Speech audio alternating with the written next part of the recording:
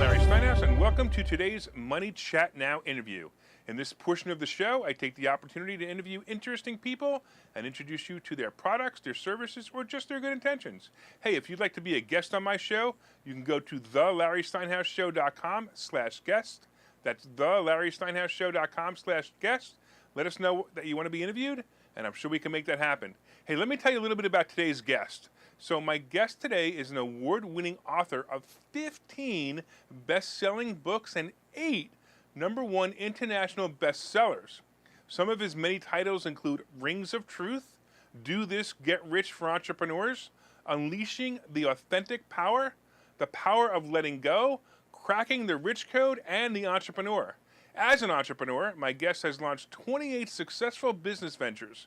He has served as a success strategist to over 300 corporations worldwide and was recently named one of the world's top 50 speakers and top 20 success coaches. He was presented with the Best of the Best award out of 100 contributors of all time to be in the direct selling industry. In the past 44 years, he has presented seminars throughout the world, sharing his success strategies and life-enhancing realizations with over 5,000 audience, totaling 2 million people from all walks of life. He's also a friend that I admire. I got to introduce you to my guest, Jim Britt. Hey, Jim, what's going on, man? I'm so excited you're here. It's like an honor to interview you. Oh, it's great, man. Great to connect here. You know, it's funny because, I tell us, we've been friends for, 8, 9, 10 years now. I don't even know, maybe longer. And we've actually never been in the same room together. Never met. Yeah, just virtually. Here we are. I know. And I find it amazing that you're still younger than me. Or at least you look younger than me. Tell everybody how old you are, because I got to tell you, I've never seen anybody look so good in my life. I'm telling you, you look better than I do, and I know you're at least 1 year older than I am. Yeah, probably at least 20 years older. Yeah, right. I know, it's amazing. So I got to know, because you're like one of those guys who got started early in the industry. You were in the direct selling industry, and your story always fascinates me. I actually read it. I think I read it in one of your books. I can't remember which one, but how it all started. Why don't you tell the audience how it all started? Well, it's interesting when I look back on it, because I never planned doing what I'm doing. I never planned to write a book. I'm a high school dropout because of English. Is the reason I left school. So, I dropped out of school. I went to work in a gas station pumping gas, and then I got my dream job probably about 2 years into the pumping gas at a factory working on an assembly line. And I made $1.67 an hour. Wow. And there were 9,000 employees. They rated you on an efficiency rating.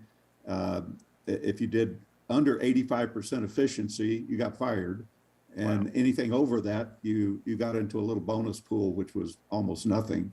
But I was running about 450% efficiency. So I was doing the work of 4.57 people, but still making $1.67 an hour. And I got introduced to a direct sales company. And long story short, I remember at the end of my first year, I'm standing looking out my kitchen window, and I didn't know what to do. I looked to the left where my driveway was, where my cars would normally parked, and both of them had been repoed. I looked to the right, and I could see the front door, and there was a notice on the door from the sheriff. Your home had been foreclosed. He said, you got to be out in 5 days by order of the sheriff. Wow. And all of my furniture had been taken except for a few sticks that we had. And I stood there and I thought, what am I going to do? I got a wife and a child. I'm going to be homeless in 5 days. I don't have a vehicle. Maybe I should go back to the factory. I thought about that for about 10 seconds. I'm going, no, I'm not going to give up.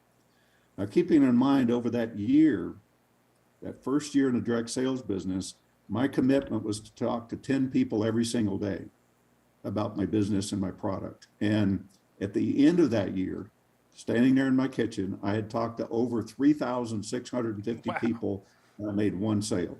Oh, no. And I said, I'm not going to give up. And as a result of it, it was like a series of miracles took place in the next 5 days.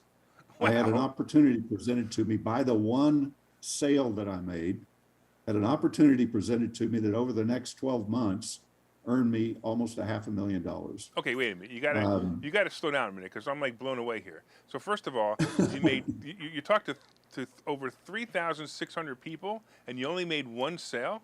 Were you like literally the worst salesperson on the planet?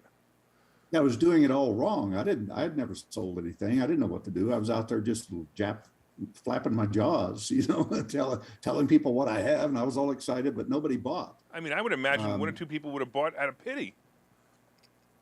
Yeah, you would think so. But the one was somebody that I did some work for during high school, cleaning up around a construction site, and so he bought from me, needed the product. I sold him some carpet shampoo. Wow. And I didn't know what to do. I really didn't. I mean, I was a youngster. I didn't know where to turn. Nobody I knew had any more money than I did. And I had 15 cents in my pocket that day. That's all I had. But this opportunity presented to me included a vehicle, expenses, a 3-bedroom furnished apartment. Whoa. And $300 a week coming in, which was more money than I'd ever made in my life. Okay, what was this? This is amazing. Well, then the second thing that happened was somebody knocked on my door that very day. And it was somebody from the company that I was working with. And he sat with me for 2 hours and taught me what I was doing wrong. Wow. And that business took off. So in the next 12 months, from 15 cents in my pocket, having talked to 3,650 people the prior year, to the next year, I was a millionaire. Wait, in 1 year you became a millionaire? Yep, 1 year. That's pretty impressive. Now, I've been a millionaire 3 times. Yeah, a millionaire back then was a lot of money. I know. I got you. Yeah, sure. Yeah, sure. Yeah, I've been a millionaire 3 times. The rest of my life. Yeah, I've also gone bankrupt and lost it all. So I do know like the rock bottom. And it's funny because we talk about rock bottom all the time. When you hit it, all of a sudden things happen. When you just give in and say, you know what, I'm going to just do it. Like it sounds like what you did. I'm just going to do it. Yeah. And now what do you do? I mean, I wouldn't give up because my only hope was either making that work or going back to the factory. Yeah. And that fellow that sat with me, it was very simple. I mean, he says, how do you know if you have a good prospect? And I said, I guess if they buy from you. And he said, no. How do you know if they're even a potential to buy from you? I said, I don't know. He said, obviously you don't. And he said, you got to arrive at 3 destinations. He said, do they have a pain or a problem? Do they want to solve it? And can you solve it? Yeah. And if you don't have all 3, you don't have a prospect. Absolutely true. And I said, well, how do I know if they have a pain or problem? He said, well, it's not out there flapping your jaws like you've been doing the last 12 months. He said, you got to ask questions and listen. And I said, what kind of questions? He said, it doesn't matter. I'm going, what? And he said, no, you want to get into a conversation. He said, if you meet somebody at a party, it may be a different conversation if you met somebody in a coffee shop or at church or someplace like that. So he said, you get into a conversation and you start asking them, what do they do about their family, about their hobbies, about different things. And he said, I guarantee you, if you ask questions and you really, really listen. And he said, if you're always thinking this, he said, in your life, he said, if you're always thinking this when you meet a new person, he said, you'll never lack for money. You'll never lack for friends, and you'll build a network worldwide. He said, here it is. If you live your life this way, every time you meet that person, ask yourself, what can I do to help this person? I love it. And he said, and you ask questions and listen. He said, sometimes you help people with your products. Sometimes you help people in other ways that you don't get paid for. He said, it doesn't matter. You just always looking to help somebody. He said, and you'll get good at that. Just ask questions and listen. And let one question lead to the next until you know something about that person. And who was it? Was it Zig Ziglar who said it, or was it Jim Rohn who said? No. Actually, the guy's name was O.J. Hebrank. Oh, and you know exactly what I'm saying. Go ahead. I saw him one time. That was it. I'm talking about the guy who said, if you help enough people get what they want, you'll get what you want. Was that Zig Ziglar? I think that was Zig Ziglar that said that. Yeah, it was Zig Ziglar. Yeah, amazing. Now you also, it's funny because you know a lot of people that I know, and all of you guys trained under the famous Jim Rohn. Yeah, Jim, well, actually, Jim, I met Jim in that direct sales company. He was the trainer in that company, and he was unknown basically. And we became friends, and later we ended up as business partners, and back in the mid to late '70s. And I did such a good job promoting him that it forced me to kind of get into speaking myself, which wasn't an interest of mine Oh, that's funny. because I was a good promoter. We ended up with 14 offices and about 300 full-time salespeople and selling tens of thousands of tickets a month Wow. to Jim Rohn's events. And that's where Jim actually became known. But yeah, he was a mentor. I never really looked at him as a mentor back then because, I was promoting him and he was our product. but yet when I look back now, I learned so much from him. And a lot of other speakers out there that were connected in the same way that I had no idea. When we went to Jim's memorial, there were probably 30 speakers there that gave Jim a lot of credit for where they are. Wow. I could just imagine the speeches if they're all speakers, Pretty wild. Yeah. I mean, Tony worked for me for about 4 years, I think, 4 to 5 years. He looked up to Jim as a mentor, and I was more of his trainer and coach, I guess. But yeah, we still stay in touch today, and he's done quite well. Yeah, I think he does some kind of speaking or something, right? I'm kidding. Yeah. Yeah, he's pretty impressive. You're very connected. You're also connected to T. Harv Eker too, aren't you? Oh yeah. Harv and I are good friends, and I mean, back when I started, I kind of intuitively thought, well, I need to brand myself, and how do I do that? I didn't call it branding. I just needed a way to become known. So I went and met all of the top speakers in the country. I flew to New York and met with Earl Nightingale, had dinner with him, did 3 seminars with Earl. Og Mandino was there, did some seminars with him. Brian Tracy, Dennis Waitley, and I had a business together, and we did seminars together. Same with Tom Hopkins and different people out there that I connected with to be able to say I got on stage with these guys, and that was kind of how I. When are you inviting me on stage with you? What was that? When are you inviting me on stage with you? Well, you're invited anytime. Come on out. I'm coming. You just let me know the day. I'll be there. I absolutely will be there. I know I put you on the spot, so now the entire world just heard you say that you will bring me on stage. So I'm going to be on stage with you. Absolutely. You just let me know. And if T. R. Becker's there and Tony Robbins is there and all those guys, that would be even more impressive, Jim. That would be. Yeah. Hey, hold on, Jim. We're going to take a quick break, and then we're going to come back. So we're going to take a break here, and when we get back, Jim and I will be discussing some of the traits that all successful people have in common, and I'm wondering if you out there have any of them, and we're going to find out after this. We'll be right back. Okay, so you thought about buying and selling real estate. You've thought about investing in the stock market, but don't know where to start. Well, what if you could find a place to unlock strategies to master both real estate and the stock market, all without the headache? That place is Investor Schooling, hosted by Larry Steinhouse, an expert in real estate, financial literacy, and the ins and outs of the stock market. You can attend Investor Schooling in person or online 8 times a month. You can and will learn how to make money in real estate, and you will learn mastery of stock techniques such as options and covered calls. You will even get a chance to ask one of your burning questions to the stock options sultan, the master of picks and plays. Call 866-424-2829 for free information and receive a complimentary pass to attend classes, or register online at investorschooling.com. Don't delay. These passes are limited. So what are you waiting for? Call 866-424-2829. That's 866-424-2829. Or visit investorschooling.com. That's investorschooling.com.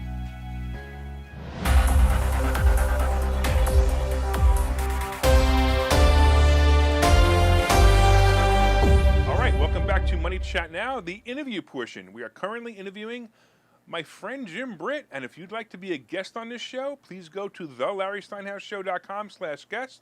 That's thelarrysteinhouseshow.com/guest, and tell me why I should interview you. All right, Jim. Before we started, we talked about the fact that some entrepreneurs, or at least I mentioned that entrepreneurs have the similar traits. So tell me about what you've found about entrepreneurs having similar traits. Well, a few years back, I went on the road with a camera crew and interviewed 12 mega millionaires. They're all in different industries. They all had to have started with nothing, and they all had to be worth at least 200 million. And one was a billionaire. And by the third interview, I'm listening and I'm going, they all have the same traits in common. They may not express it in the same way, but I thought it's exactly the same. And sure enough, all the way through the whole 12 was the same. And number one, if you want change in your life, you have to desire change. Pretty simple, right? Sure. But why is it that 80% of the people who, maybe even 90% in some cases, that desire change never change? Everybody wants to make more money, live a better life, have a nice car and, maybe a boat, whatever. Everybody wants those things and wants that freedom to be able to do what they want to do. But yet 80 to 90% of the population out there doesn't have enough money to do that. They just get by. So I'm they have curious, a desire. I believe they really don't want it. That's why they don't have it. Well, they have to go to the next step. And that's the problem. The next step is they have to be a decision maker. They have to decide they're going to do something and follow through with it. And it has to be a 100% commitment to it, not 110. That's blowing smoke. Right. Not 99. It's just you're committed or not committed. That's sure. A decision, because that's a foundation that everything is built upon. But this 80% out there, when they make a decision, if this was a full decision, this circle, they leave a little bit of an opening somewhere, and that's their escape route. Well, the timing wasn't right. Well, I had to get ready to get going. Well, I couldn't come up with the money. Well, it rained outside or whatever. They come up with excuses that create doubt and uncertainty. And within a week or two or three, they're back doing what they did before. And it always puzzled me that people would do that, because I looked at myself, that first year and that second year in business, man, when I saw the opportunity, I said, I'm going to do this and I'm going to get rich doing it, period. And that's why I kept at it, because my only other option was go back to the factory for $1.67 an hour and taking home about $50 a week. I mean, that wasn't a great option.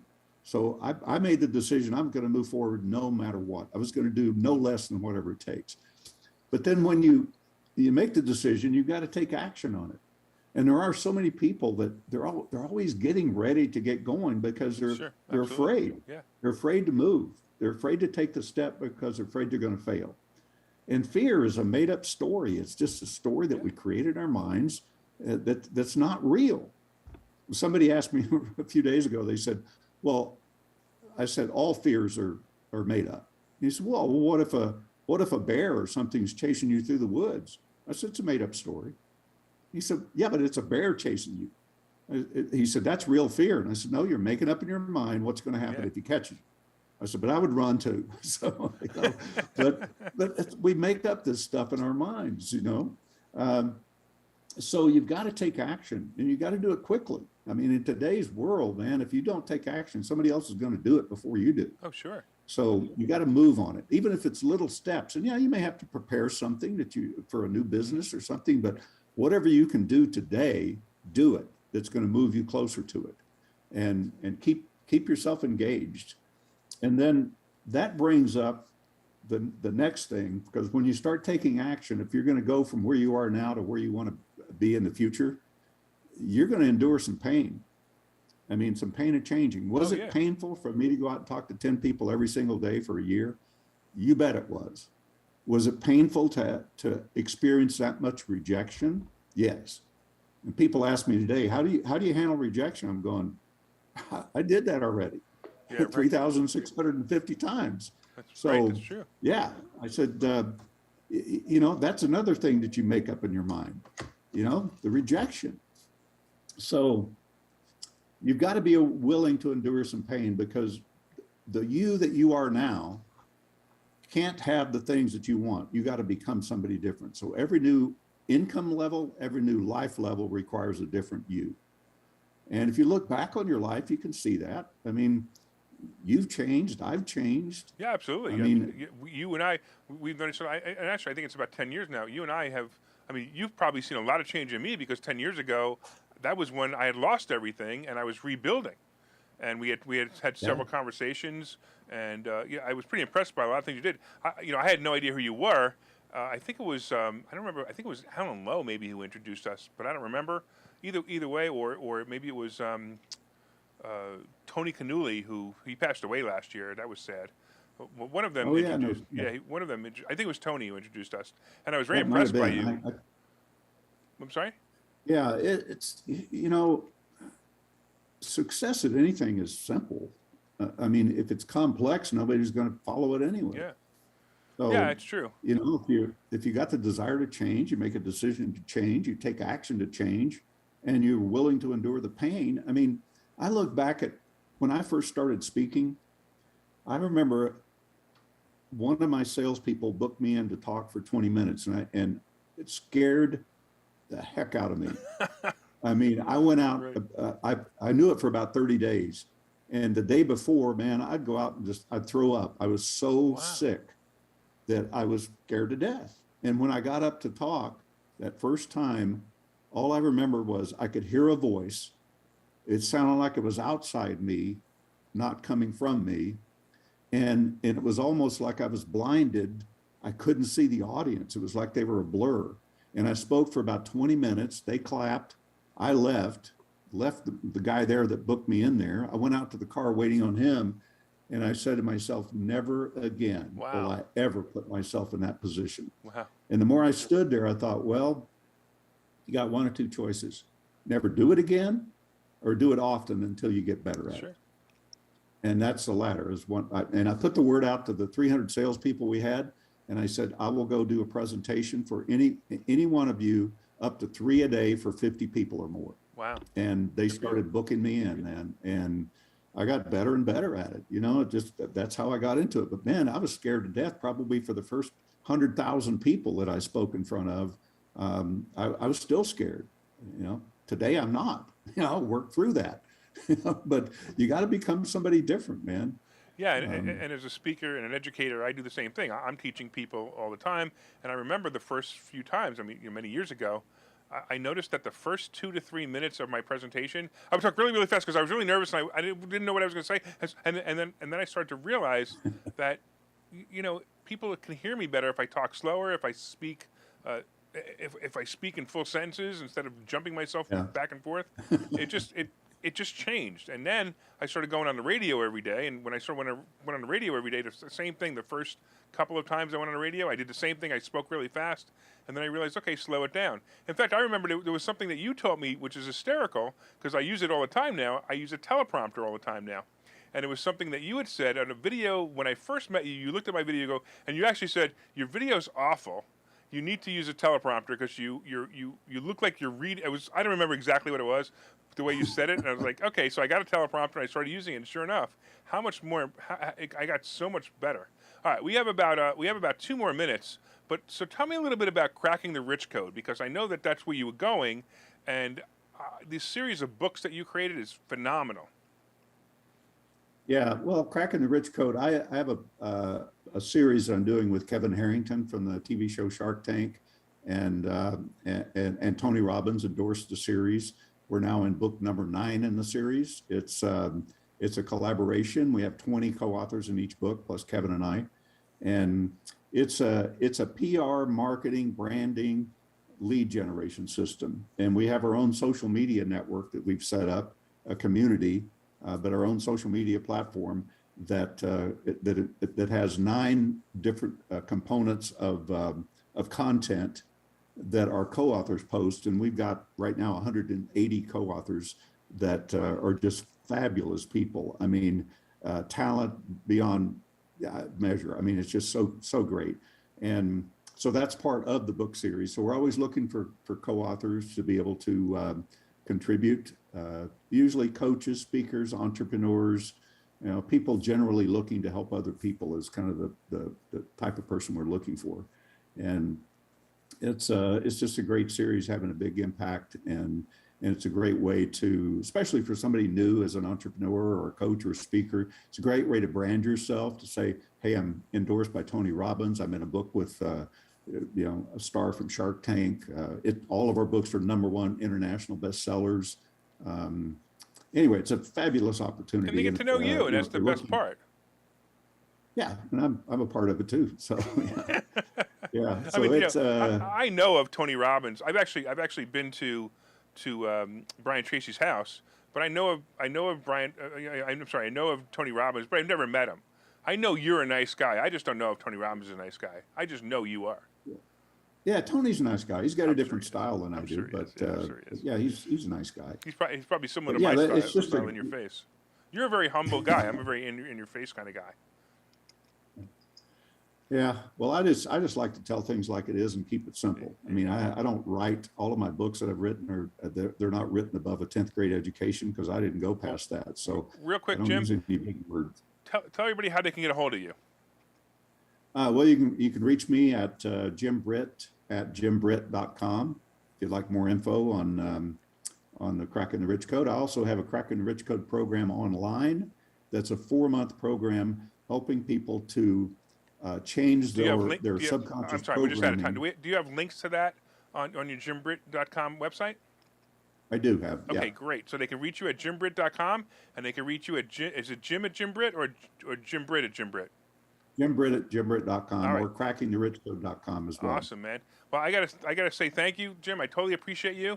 I want to thank all of you out there also for watching the show. My name is Larry Steinhouse. I am the host of Money Chat Now.